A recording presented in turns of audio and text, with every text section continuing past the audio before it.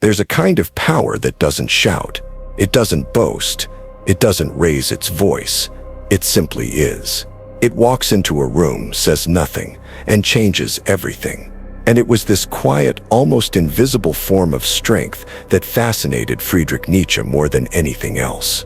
Because in a world full of noise, full of declarations and dominance and posturing, Nietzsche believed that true power, the kind that reshapes, lives, moves people, and transforms society, happens in silence. It happens when you've built yourself so deeply, so independently, that you no longer need to prove anything. You become a force, not because of what you say, but because of what you are. Tonight, in this 3 to 4 hour reflection, we're going to explore a hidden idea that runs like a quiet current through Nietzsche's work, a form of strength that doesn't compete. It transcends. What if your silence could be louder than their shouting? What if walking away was stronger than fighting back? What if becoming untouchable wasn't about dominating others, but mastering yourself? Let's begin. From a young age, we're taught that power is loud, that it wears a crown, stands on a podium, commands attention. But Nietzsche saw through that. In Thus Spoke Zarathustra, he introduces us to a different idea. The Übermensch, often translated as overman or beyond man, isn't someone who controls others. It's someone who has overcome himself. This is a subtle but radical idea, because in Nietzsche's eyes, the real battleground isn't out there in society. It's within. Loud power that's always trying to be seen, is often insecure. It needs validation. It craves approval. It collapses the moment no one's watching. But quiet power, that's something else entirely. Quiet power comes from the parts of you that don't need applause. It comes from the work you've done in the dark. The battles no one saw, the nights you didn't give up, the thoughts you tamed, the pain you transformed. You walk into a room, and people feel something, but they can't explain it. That's what Nietzsche meant by becoming a higher type of being. Not louder, not meaner, not more aggressive, just deeper, calmer, rooted. You don't argue for power, you embody it. There's a phrase Nietzsche used often, one that sounds simple, almost like a motivational quote, but it hides a profound and difficult journey. Become who you are, not be yourself. Not express yourself, but become. This word become means change, effort, transformation. It means you don't yet fully know who you are, but you're being called to find out. Nietzsche believed that most people don't live their lives. They live someone else's. They take on beliefs they never questioned, dreams they never chose, fears they inherited, opinions that were whispered into them before they could even speak. And then they wonder why life feels fake, why everything seems hollow, why success once reached leaves them emptier than before. The truth is unsettling. Most people have never met themselves. Nietzsche's quiet power trick begins here, not in controlling others, but in refusing to be controlled by the herd. The herd is society, the group, the culture that tells you what to want, who to be, what's acceptable, what's impressive. The herd wants noise. It wants conformity. It wants to punish uniqueness. But to Nietzsche, true strength, true power comes from breaking away. Not loudly, not in rebellion, but in clarity, in solitude. When you begin to become who you are, you don't have to argue anymore. You don't have to convince people of your worth. You simply know. You become self-defined. You move in silence, and the world eventually adjusts around you. That's what makes it powerful. It's not theatrical, it's not performative, it's personal. And yet when you carry that kind of energy, you become magnetic. You don't dominate the room simply reorganizes around your presence. Because people feel when someone has done the deep work. They feel when they're in the presence of someone who is not seeking validation, but radiating truth. This is why Nietzsche encouraged us to face the uncomfortable, to descend into ourselves, to wrestle with our shadows, our fears, our false beliefs, not to defeat them with noise, but to quietly emerge, changed, deeper, wiser. And from that place, you win without saying a word. Silence can be unsettling. especially in a world that screams for attention. But Nietzsche understood that the most dangerous man in the room is the one who doesn't need to prove anything. Why? Because he's already faced the only enemy that matters: himself. The quietest people aren't always passive. They're often the ones who've done the most inner work. They've been humiliated. They've failed. They've lost. They've suffered. And they've come out the other side. Not bitter, not boastful, but still and sharp. Like a sword that's been forged in fire, then cooled in silence. Nietzsche had little respect for loud performative virtue. He didn't care much for polished social masks. He called out the resentment hiding behind so much of society's morality. He knew that people often mask their weakness with moral outrage. They pretend to be good because they're too weak to be powerful. But those who are truly strong, they don't need to be seen as good. They don't need to win arguments. They don't need to raise their voice. They've transcended the need for approval altogether. And that, Nietzsche believed, is the real victory. Not the crowd's applause, not society's praise, but the quiet strength of living according to your own inner law. There's a quiet tragedy that lives in so many people. It's the feeling of being misunderstood,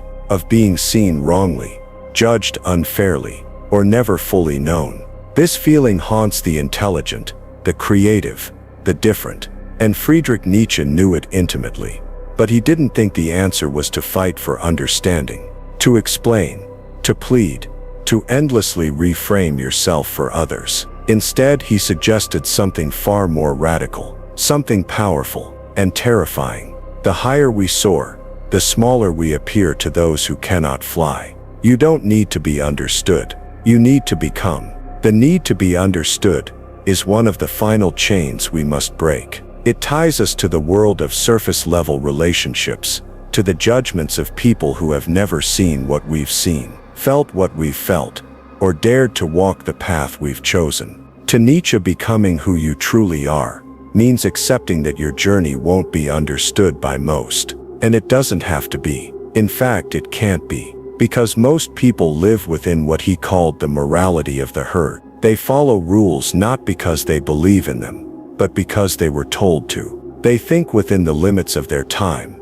never realizing that history will one day look back and call those limits absurd. And when someone steps out, when someone dares to live outside the frame, the herd reacts. It criticizes, it mocks, it resents. But Nietzsche saw that as proof you're on the right path. And those who were seen dancing were thought to be insane by those who could not hear the music. You can waste your life trying to explain the music to them, or you can dance anyway. You can learn to love the silence of not being understood, because it means you're living your truth, not theirs. And in that silence, you will discover a new kind of freedom, the kind that doesn't come from validation, but from liberation. You are no longer bound by others' perceptions. You are no longer imprisoned by their need to define you.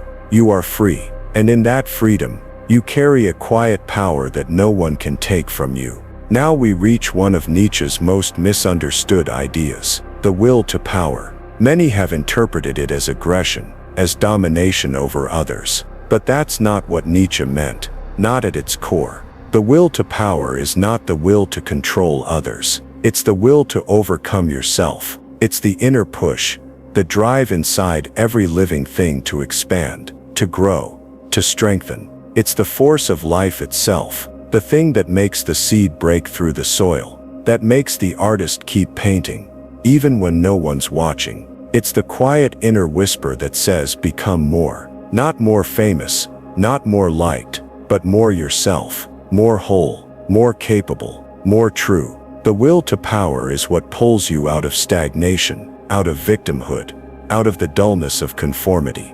It doesn't roar. It doesn't advertise. It simply moves you forward, upward, inward.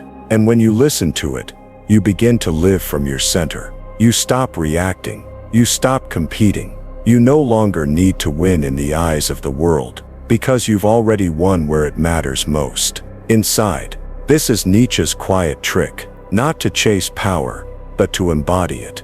To live with such integrity, such alignment, that you don't need the world to agree. You're not playing their game anymore. You've built your own. And that, ironically, is when people begin to follow you. Not because you ask them to, but because something in you resonates with something they've forgotten in themselves. That is leadership. Without force, influence, without noise, victory, without war, withdrawal. The word often carries a sense of failure. In a world obsessed with productivity, presence, performance, to step back is seen as weakness, as quitting, as disappearing.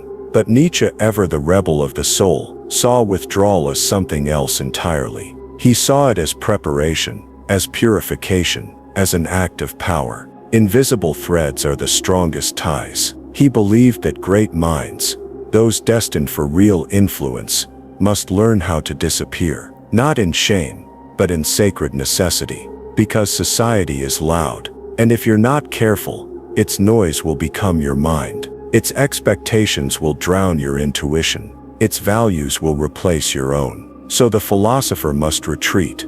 The artist must retreat. The thinker must retreat. Not forever, but long enough to remember who they are. Nietzsche himself often withdrew into nature. He took long walks alone in the Alps. No distractions, no audience, just his thoughts, his doubts, his instincts. It was there he formed his greatest insights, not in debate, but in solitude. There is power in leaving the room, in turning off the noise, in becoming invisible, on purpose. Because when you're no longer trying to be seen, you finally see yourself. And when you return, if you return, you bring something no one else can offer. You bring the kind of clarity that only silence reveals. That is not weakness, that is strategy. A withdrawal that serves your highest self is not escape, it's evolution. Now we arrive at one of Nietzsche's most profound and mysterious ideas, the Overman, der Übermensch. Not a superhero, not an elitist ideal, but the future human. The one who has transcended the smallness of fear, resentment, pettiness, and dependence on external validation. The Overman doesn't need approval. He doesn't seek revenge. He doesn't blame others for his fate. He creates his own values. He doesn't fight for status. He doesn't posture for power. He simply is. And in being fully, fearlessly, he exerts an influence that can't be explained. He doesn't shout. He doesn't debate. He doesn't sell. He radiates. There's a kind of strength that doesn't need to be declared, a depth that doesn't ask for attention, a peace that makes noise uncomfortable. That's the energy Nietzsche is pointing to. You don't have to dominate the world to win. You have to transcend it. You have to become so rooted in your own path, so secure in your own becoming, that the world adjusts to you, not the other way around. This is the quiet power Nietzsche understood. The power to walk away, to go your own way, to build in silence, to think without applause, to choose depth over attention, substance over noise, and in doing so, to win without saying a single word. It sounds strange at first. Why would anyone avoid freedom? Isn't that what we all want? Isn't that what we're told to strive for? But Nietzsche saw something different, something few have the courage to admit. Freedom is the will to be responsible for oneself. And that is what terrifies people. Because true freedom isn't about doing whatever you want. It's not about breaking rules just for the thrill of it. True freedom means there is no one left to blame, no system to scapegoat, no excuse to hide behind. It means you choose your values, you carry your burdens, you face your shadows. And most people aren't ready for that. They want the illusion of freedom, but not the cost of it. They want freedom with safety, with permission, with guarantees. But freedom, Nietzsche reminds us, is dangerous. It is raw. It is lonely. It is yours, and yours alone. That's why the herd is so comforting. The herd tells you what's good, what's true, what's expected. And if you just follow along, you never have to think deeply. Never have to confront the abyss of possibility. But the price you pay is your soul, your potential, your authenticity, your power. To Nietzsche, the great man, the free spirit, the overman, he is not someone born with strength. He is someone who chooses to bear the weight of his own becoming.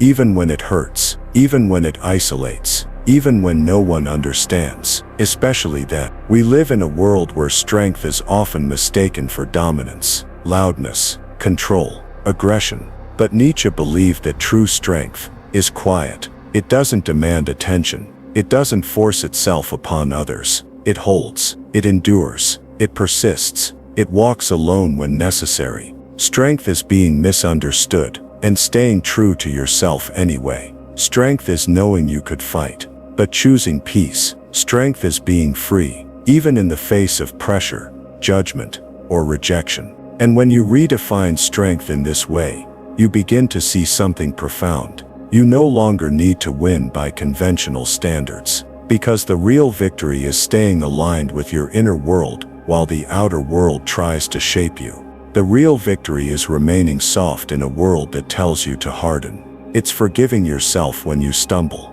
It's holding a vision that no one else can see. Yet, it's building quietly, so that when your truth finally emerges, it's unshakable. Not because it was shouted from rooftops, but because it was lived in silence. This is Nietzsche's quiet power trick, to carry a strength that's invisible to most and indestructible to all. Become who you are. One of Nietzsche's simplest phrases, and yet perhaps his most powerful. Not be who you are, not find who you are, but become. It implies a journey, a process, a transformation, because who you are is not fixed. It's not handed to you, it's forged. Forged in silence, forged in solitude, forged in the choices no one sees. You are not your name, not your job, not your reputation, not even your personality. You are the will that moves beneath all of that. You are the tension between who you've been and who you're called to become. And that calling is quiet. It doesn't yell, it whispers. In your intuition, in your restlessness, in the ache that says, this isn't me. Not fully. So Nietzsche challenges you, not to rise in status, not to dominate others, but to return to the center of yourself, and from that center, to build a life aligned with your deepest truth, to speak less, but mean more, to withdraw when needed, without apology, to walk away from roles that no longer fit, to be misunderstood, and remain unshaken, to be still in a storm, to be quiet in a crowd, to move slowly, but with purpose, and through it all, to become who you are. Not who the world told you to be, not who you were yesterday, not who they expect, but who you are, when everything else is stripped away. That is your power, that is your freedom, that is your truth. And when you live from that place, you don't need to raise your voice, you don't need to explain, because your very presence becomes your message. And in the end, you win without saying a single word.